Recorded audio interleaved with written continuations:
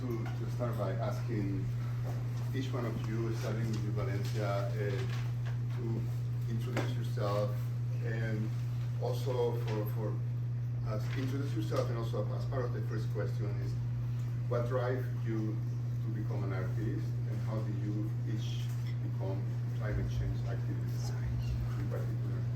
Sure. Hey, everybody. Hi. I'm Valencia Gunner. Most folks just call me V. I use she, her pronouns. And I serve as the co-director and co-founder of the Black Collective in the Smile Trust, both based in Florida. And you know, I don't consider myself an activist. I consider myself an organizer, right? My goal is to organize communities into power so they can learn how to self-govern and hold the powers to be accountable for how they're handling our people. The reason why I push back on the language activist because nowadays it comes with this level of celebrity and it becomes disconnected. So I always tell people I'm an organizer. And that's just me not knocking nobody else and how they want to be identified. Climate.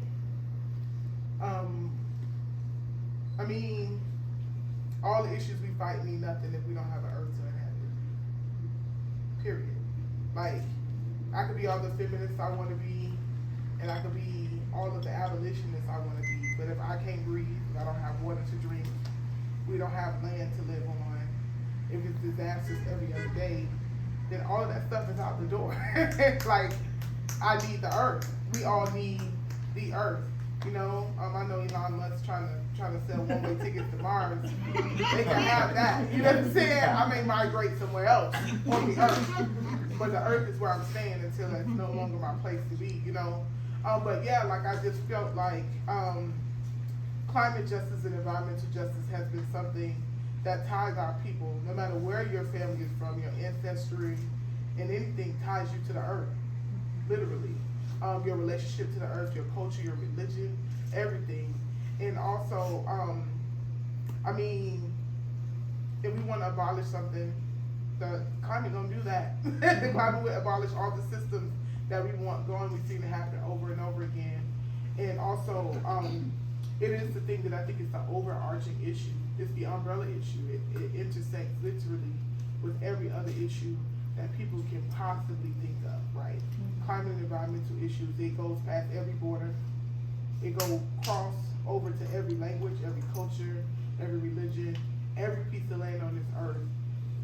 Climate, the earth, our ability to breathe, our ability to be human beings is attached to the earth and the well-being of it. So when I came, when I started to do organizing work back in 2011, it kind of made sense for me to go into this space. I also went to school for agricultural business in college, and when I was first invited into a conversation around climate justice, no lie, I was like, I do not want to see sitting here and see these white scientists trying to tell me about science, because I didn't like science when I was in school, and that's the truth. However, that's not how the conversation went, which was good. High five to them. And then just to hear people not having the scientific terminology, but had a lived experience.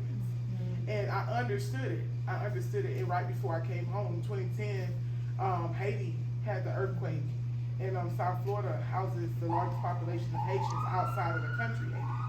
So that's when I realized how devastating the climate crisis was. Even though I had been through many hurricanes growing up in Miami and all other types of different climate disasters, it wasn't until I saw Haiti that I understood the economic play, disaster capitalism, the land grabs that were happening even in Haiti, and like the what I call planned apartheid that come attached to the climate crisis that we see, especially in developing countries like Haiti. And I'm so happy to be here. I have one question before we go to Ocean. I want you to say a little bit about what is your relationship to the film, because you are from Liberty Square, from Liberty City. Yeah. And so your activism also is very much grounded. Yeah. So, well, I'm from Liberty City. My family is from Liberty City. Actually, some of my family actually traced back 30 years before the city was chartered, indigenous to Tequesta, which is the indigenous name of Miami. A lot of people don't know that. And also my family is Bahamian, and when they came to build the city, they went to the Bahamas to get people to come over to our communities, to build out our So communities. your family was one of those founders of No, that one of my generation? grandfathers was actually one of the, what they call the 44% that actually were, they allowed black people to vote for one day to get the city charter. It took our voting rights back. Typical Miami shit, you know? But no, like, my family just has been in Miami for a very long time. They wasn't a part of the pioneer group, not the Bahamian family, but my Floridian family was already here, from the Keys throughout South Florida. And when I walk around Miami like I have a birthright to it, because I do. You know, my family was here before it was called Miami, so duh. But yeah, when it came to the film, when they first started filming, I didn't even know the name of the film. Actually, I didn't learn the name of the film until like 2 years later, but it was okay.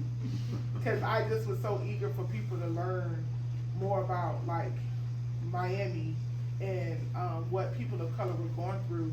And when Katia started to film me, that was around the time a lot of people were approaching me, because the term climate gentrification is still fairly new. You know, it just hit the scene, 2015, 2016.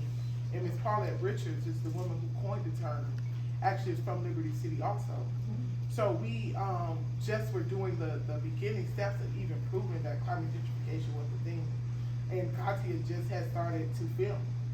And I just thought it was great. I was like, you know, somebody cares to hear the story, and then we were doing all the advocacy and the canvassing and the surveying of Liberty Square. And I was learning too as I was going. I was like, I didn't know Liberty Square was one of the first housing projects in the United States. And even though Liberty Square sits in my community, I didn't know that it sit on 30 acres of land smack dab in the middle of the city. And although you hear about redlining and things like that, didn't understand how that was looking until I started to do my own research and data collection about it. And I also realized that the community had a story for a very, very long time. And for a very, very long time, people didn't want to hear it. So I figured between myself and other organizers, climate organizers in South Florida, Katia, and the film crew, we'll get some type of story out there to the people. And here we go, 6 years later. Sitting here talking to y'all about it. Yeah. Thank you. Mm-hmm. Yeah, I'm born and raised here in Toronto. I grew up in Etobicoke. I got into activism when I was in university. So I had, It's all good. it's all right. It's all right. So for me, it was through my education. So I kind of like came to climate justice from kind of like the other direction, which is kind of like more from a like a theory perspective and an education perspective. And as time went on, realizing more and more as I kept working in this space over the past 20 years, that it really is about like communities and organizing. I had done a lot of work in multiple places. Most recently in Vancouver, I was working with an organization called STAND, and we were working under the leadership of the Tsleil-Waututh and the Squamish nations there against the Trans Mountain Pipeline. And through that experience and like learning about community from the first people who were here, for me, was a really profound experience and made me realize that I wanted to come home to Toronto and do more work in organizing here. So now I'm at Toronto Environment Alliance. I've been around Toronto Environment Alliance now for 9 months, something like that, like 7 months. But I've kind of been around North America, primarily in the North, working on climate issues since I was in my early 20s, and I'm in my 40s now. So. Oh yeah, I know. It's because I look very immature. So based on that, right on that note, I have a question that is short for both of you, which is, what do you think is the top climate concerns facing your city now and in the near future? For both of you. Yeah, For so, Toronto and Miami. well, for Toronto, like, I'm not an expert in Miami, I've been to Disney World once. But for Toronto, there's the actual weather and climate related stuff, and then there's all the stuff that comes with that, right? So for the weather and the climate related stuff, the expectation for this part of the world is it's gonna get much hotter, and it's gonna get much wetter. Floods. We are in the Great Lakes is the bottom of a bowl of a massive watershed. And so, if folks were here in 2013, you may have remembered we had a massive one day bomb, weather bomb, where it rained more in like 2 hours than we had over 2 days when Hurricane Hazel came up in the 1950s.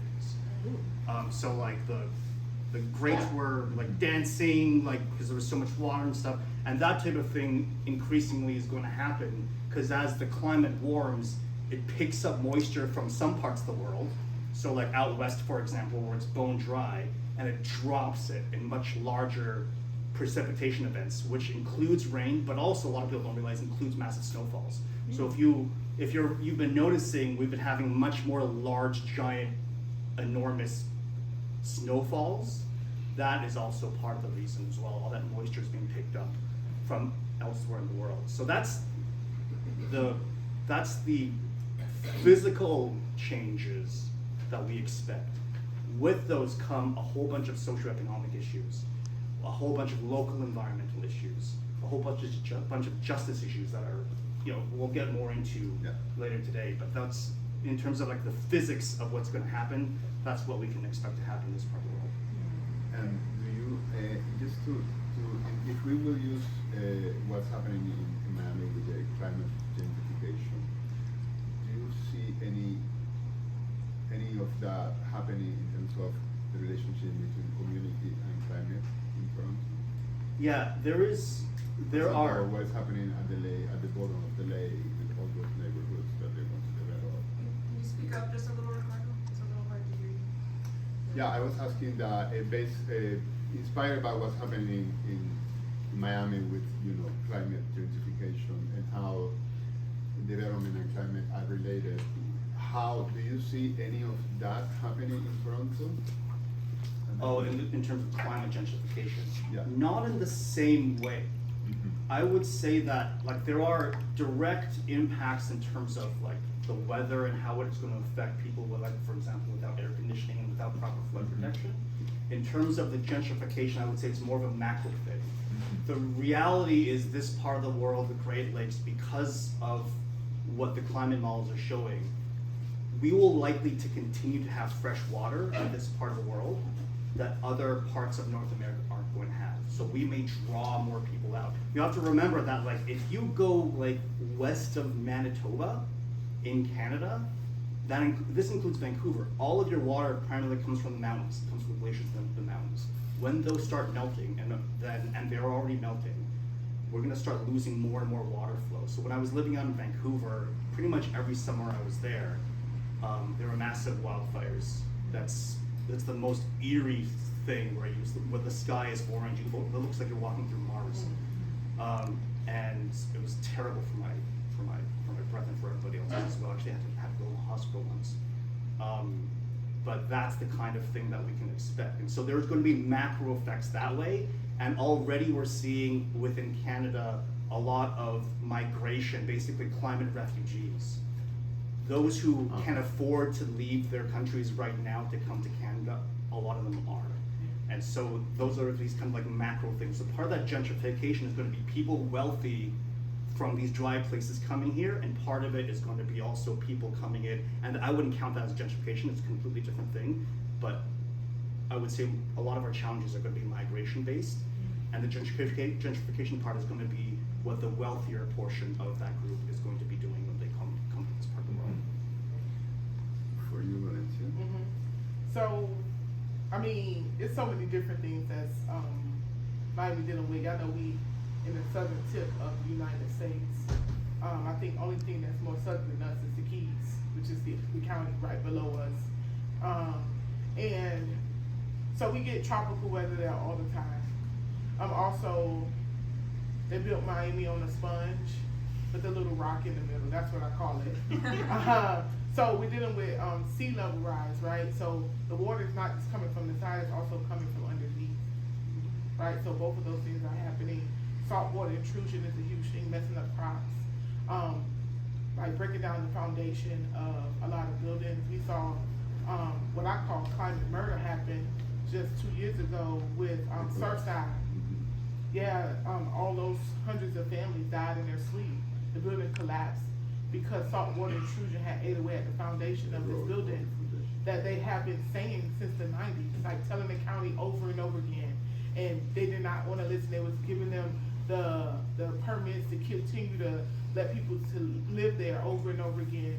And that is what scares people the most. I'm like, that is what the climate crisis is going to look at. Like, it's eating away at the base of our city. Also, it's tapping into our clean water, our drinkable water sources, which is very scary, like the Everglades. I don't know if y'all familiar with the Everglades, still occupied by the Miccosukee tribe, and they sometimes the water is so low that they can't even move the airboats on top of it. They're having to figure out ways to preserve indigenous trees there. Our food sources are being tapped. We're dealing with a lot of climate migration already. People coming from the Caribbean, in South America, and Central America, and that is causing, and none of their fault, right? The developers are trying to use this as a demand to spike up the prices for the cost of living in Florida. So we're dealing with that. Also, heat is a huge thing. Heat is a huge thing. A lot of housing projects didn't have AC. Liberty Square didn't have AC. So people, and then they gluing the windows shut because they're talking about safety in the bars. So people are like breathing in mold in scorching hot temperatures. Imagine having to hunker down during a storm with no ventilation in your house. Those are some of the things we're seeing. And then other health-related issues, like we had the Zika outbreak in Miami many years ago.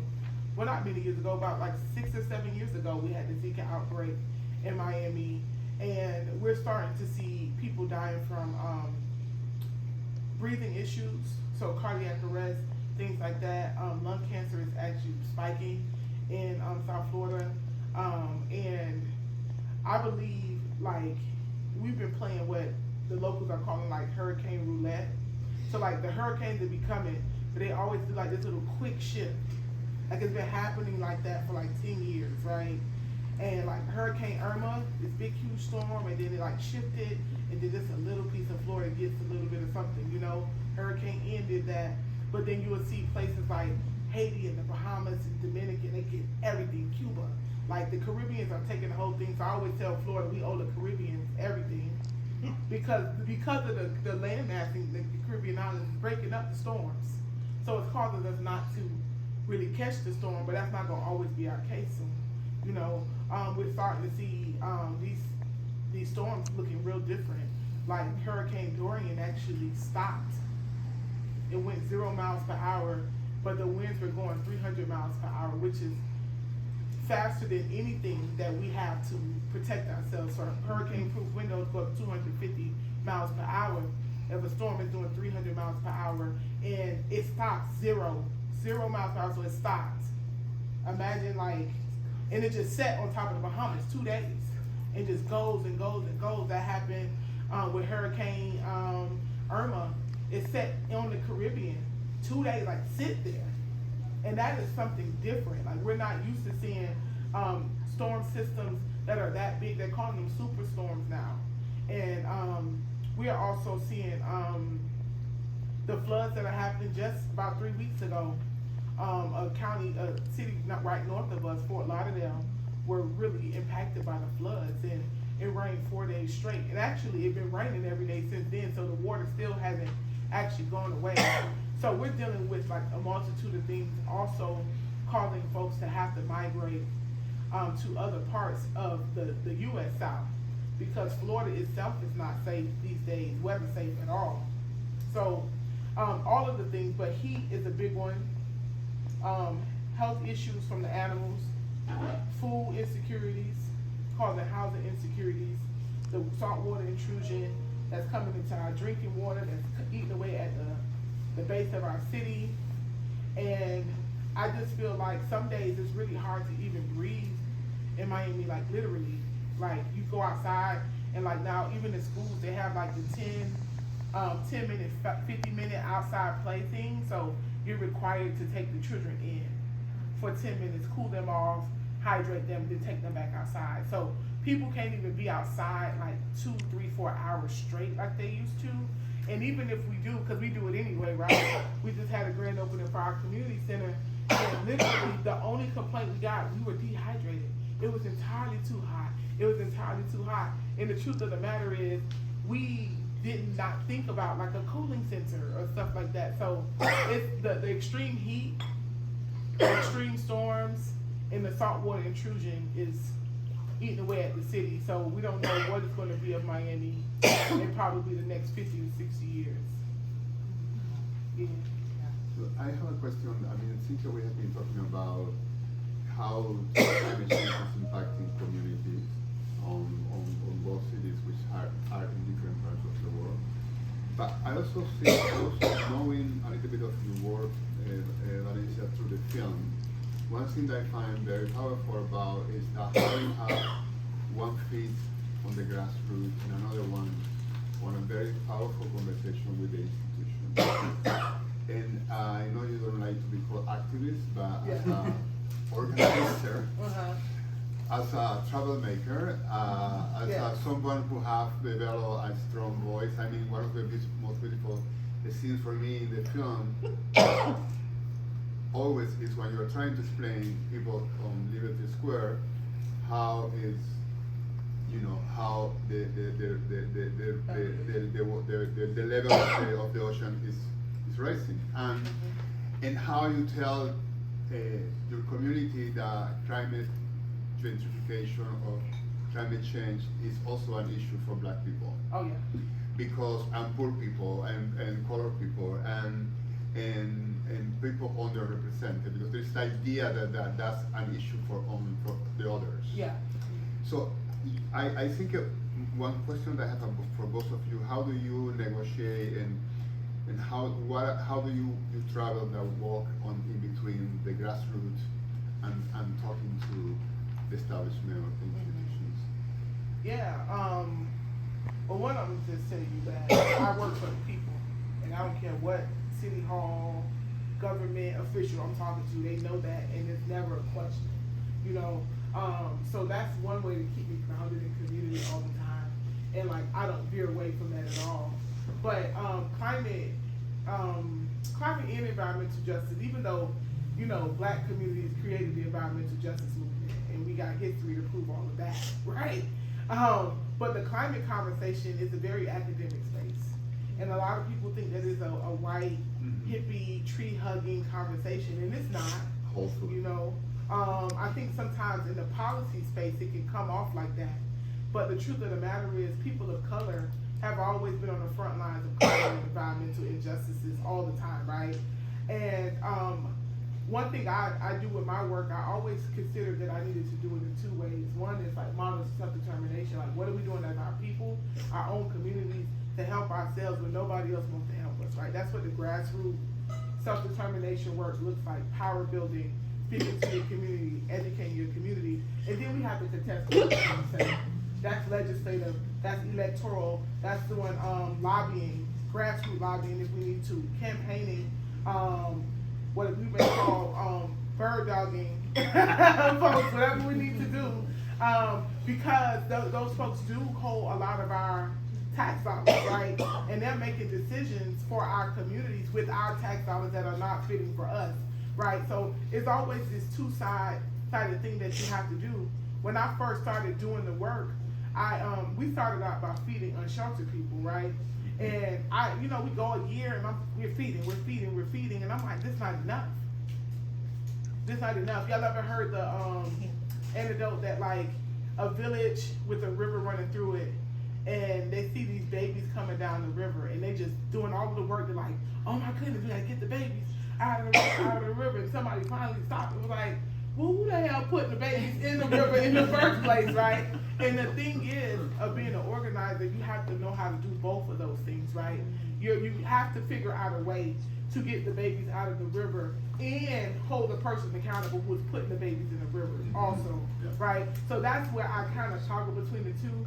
And I think when it comes to me advocating to our government, it's very clear, and I understand exactly what my job is. It gets really wonky when you're doing it through academia. Because the liberal progressives live in the academia space, and they try to tell you that they know more than you because they read it in the book, and my lived experience means nothing. And I take much pleasure in shaking that foundation to its core all the time. But you also navigate in between academia and politicians, which is a different. Yeah, academia, political, and grassroots is the three things that I feel because there's no way, in America that a black woman from the hood could have collected the data to prove that climate change. There's no way, right? There's no way. You can't. That's what, and I still, as a matter of fact, I just got that from a local news anchor just last week. Like, really, Valencia? And I'm like, are you serious? And it's not that me being cocky, but community does that all the time. Community been and collected the data. They told the story. They proved the thing. And then somebody from academia would be like, yeah, I wrote it in a thesis paper. So, and then the politicians that listen to the academic folks, and they won't listen to the community, and then that's when you fall into false solutions. So it's always like having to thread the three together all the time, and also, trying to pre-warn our community, like, we're gonna have to figure it out, and it's not gonna always be in the hands of our politicians. It's not gonna always be written in the book. And that scares the shit out of people. But I also feel like that's what needed to be said for them to actually wake up and try their hardest to, try to figure out a true solution that makes sense for our people in this iteration in this world we're living in right now.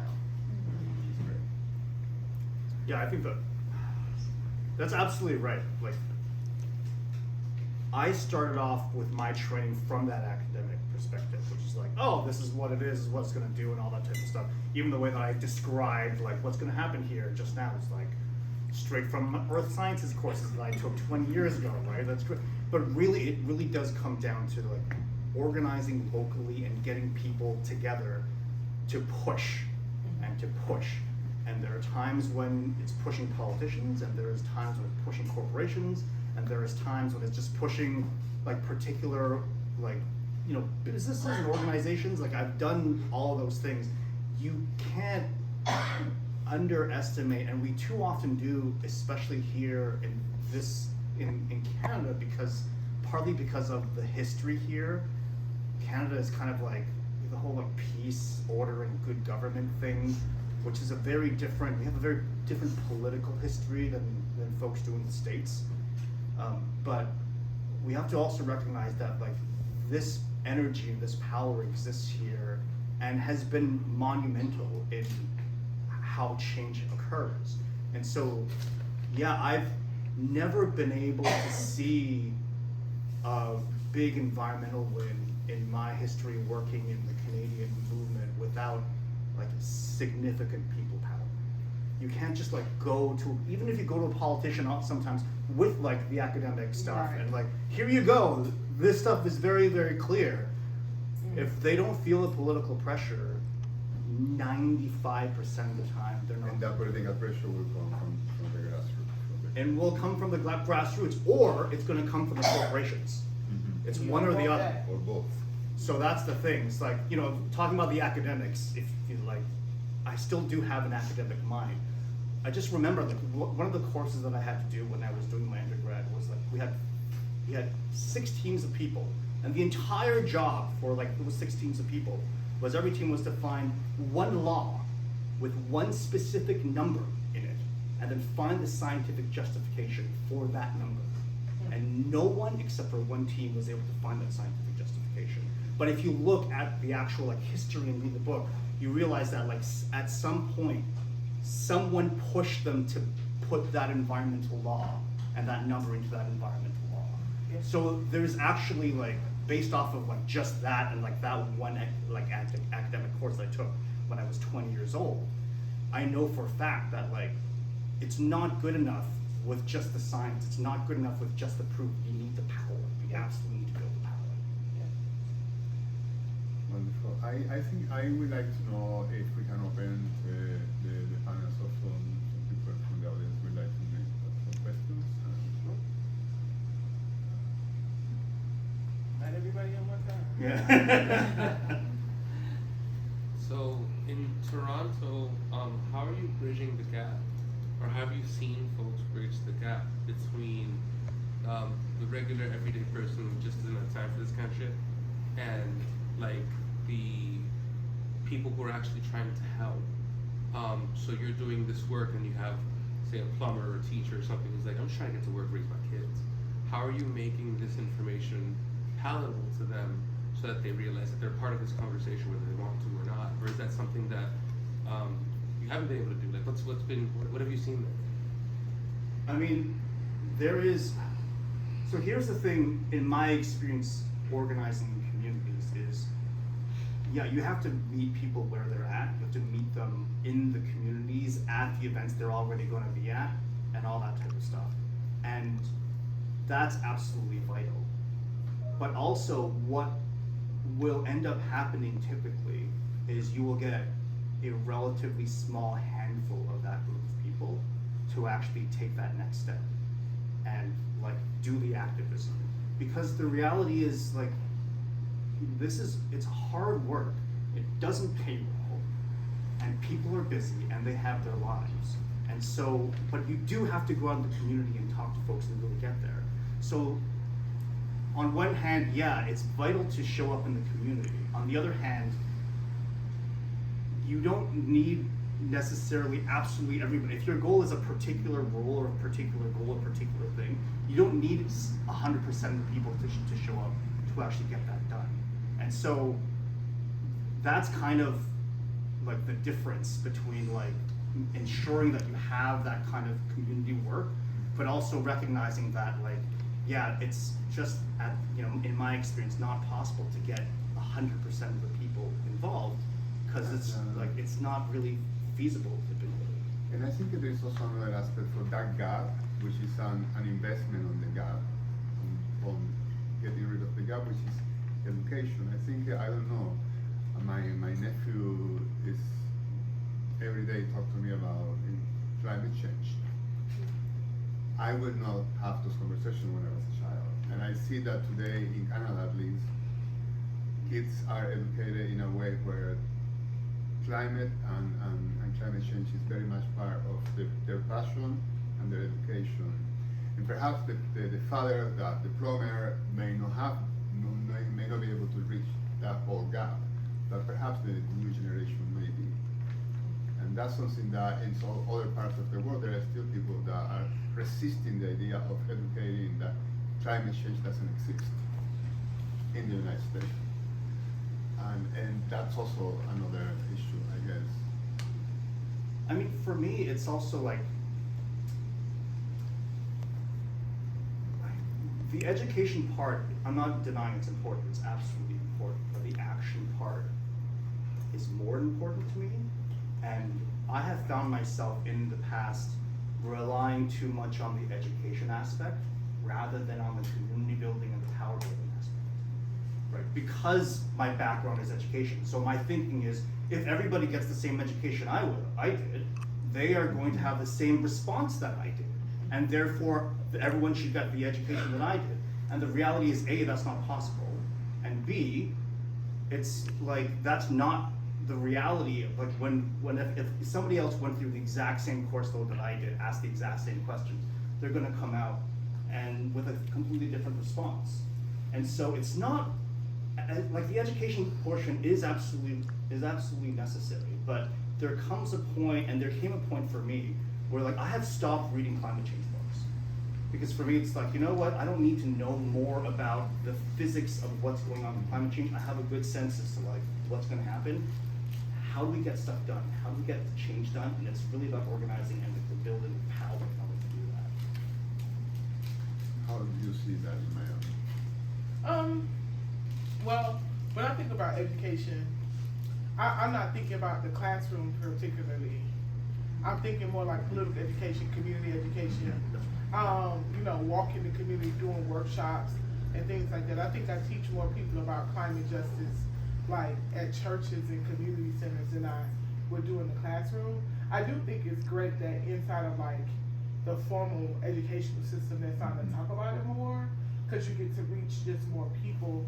But I think between that, social media is a good educational tool, even though y'all know the algorithm be doing whatever it wants to do when they want to do it. However, and then like using the opportunities of when the shock hits the community, because y'all know climate is a threat multiplier, right? And I think that's the perfect time to teach somebody. Like, I'm already dealing with the economic stress. I'm already dealing with misinformation. I'm already dealing with the lack of access to resources and safety. And then a shock hits you, right? That could be snow, that could be a flood, that could be an uprising, that could be a lot of different things, right? Or a governmental shutdown. And in that moment, I feel like that's when you can teach people a lot of things. Like, I hated that Surfside fell down, because I hated to see all those families die, right? And also, it has sparked a conversation around climate, around sea level rise in Miami, because people just were like, Valencia been telling us this thing. And yeah, we said, you know, and it sparked another conversation, right? The floods happened a few weeks ago, and it sparked another conversation. So sometimes it is during when it hits their front door is when you can educate them the most. Like, this is why you're feeling this way. This is why they're not showing up to respond to you. This is why the water smells this way when it's in your living room, because it shouldn't be there anyway, but that smell is a reason. The look of it is a reason. You lost your leg during this flood because it was infected because of what's in the water, or the Superfund sites or the brownfields, and like, that's when you show them. And I hate that it has to be that way, but literally working class people, under-resourced people, people of color, I mean, you list down all of the communities they try to invisibilize. That is literally when they have a moment to stop and think about a thing when it actually is impacting them, right? And I don't get mad at communities because of that, because people are dealing with so many other things, right? I always tell people, you know, they was like, you gotta teach them how to fish. Teach them how to fish. And I'm like, a motherfucker need a fish sandwich right now, right? You know what I'm saying? Like, you need both of those things, right? Yeah. So one of the tactics that the Smile Trust uses is like, when we are serving community, because we feed people, we help house people, we do a lot of different things, right? And we take those moments to teach people, like, the reason why you're feeling this food insecurity is because of these reasons, right? And when you do get a chance and your stomach is full and you have an extra moment, we ask you to come to this commission meeting. We're asking you to pay attention. Or you pissed off that your light bill tripled this summer. Let me tell you exactly why that happened while I help you pay the light bill. Right? So it happens like that with us, and that's when we ended up, like, after Hurricane Ian last year, we was able to hit 187,000 households across the state. And people were like, well, who are y'all and how y'all was able to move so fast and everything? Don't worry about all that. Here's this food, here's these generators, and let me tell you, because of your zip code, why this is happening. Let me tell you who's responsible for it, and doing it right in that moment, and you would see people get charged up, because now you're giving them the power to actually fight against the thing that they're, because they feel hopeless in that moment, right? And the food and stuff is a quick fix, right? But what we got to prepare our community for is the long-term fight, and that's when you teach them all of this stuff you feeling is real. And let me tell you who is accountable for who's causing all of this stuff, because you're not causing it. We know poor people about the reason why the climate is changing. Come on now, we all know that here, right? We don't have to explain that. And we know corporate accountability, right? Governmental accountability, right? These huge NGOs like FEMA, like Red Cross and stuff like that, they get all of our tax dollars to respond to our communities. They don't show up, right? So you have to start posing those questions. Why is it when I cut my tap on, it is brown water coming out of it, right? whole cities in America do not have clean drinking water, right? But the people from outside of America are like, oh, Americans are spoiled. And I'm like, because the clean water is here, I mean, we have access to it. Let's understand it. And then it takes for a whole city like Jackson, Mississippi, for the governor to say that we don't have clean water indefinitely. For now the whole city to be like, wait a minute, I'm supposed to have water. You're right, you're supposed to have water. And your governor was supposed to make sure of that. And let me tell you what we can say and do to change that, while also getting 60,000 households water filtration systems and teaching them how to test their own water, to give them their own power, collecting their own data. So now you're not waiting for academia to tell you what's going on in your community. As a matter of fact, when academia show, here's the data, help us with the map. Now, or help us with the case study. We went and collected our own data, and that's usually, to me, when academia actually feels a little bit better working with, like when they come to the community, but literally catching the people